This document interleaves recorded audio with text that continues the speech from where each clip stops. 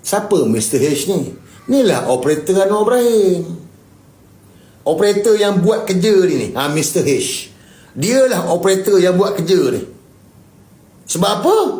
Sebab Anwar perlukan orang yang boleh buat kerja-kerja ni. Anwar kena main cantik lah. Mestilah kena main cantik. Dia kan terpaling. Takkan dia nak buat kerja-kerja ni. Jadi dia suruh orang dia buat. Dia hantuk orang ni. Dia jumpa Pudin Poka. Dia kata Pudin Poka boleh bantu saya. Dia jumpa Rafizi Ramli. Bagi laluan mudah kepada Rafizi. Ni lah bila dia orang bergaduh kat bawah ni, kedudukan siapa yang tak tergugat? Kalau kat bawah ni bergaduh, PKR ni bergaduh ni, kedudukan siapa yang tak tergugat? Anwar Ibrahim lah. Nampak? Ni apa yang special sangat pada Mr. H ni? Apa yang special sangat pada Mr. H ni sehingga Anwar ni macam semua bagi dekat dia? Dia kontrol semua. Apa yang special sangat? Sebab apa? Sebab dia blackmail Anwar. Dia blackmail Anwar. Sebab tu kalau kau tengok semua projek-projek ni, macam-macam projek ni, siapa-siapa? Bukan Mr. H sapu ke? Bukan Mr. H sapu ke? Siapa Mr. H ni?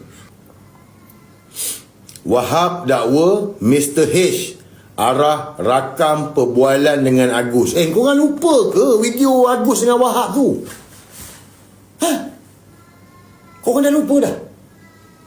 Video Agus dengan Wahab tu yang Wahab kata Mr. H yang arahkan untuk rakam perbualan tu. Siapa Mr. H ni?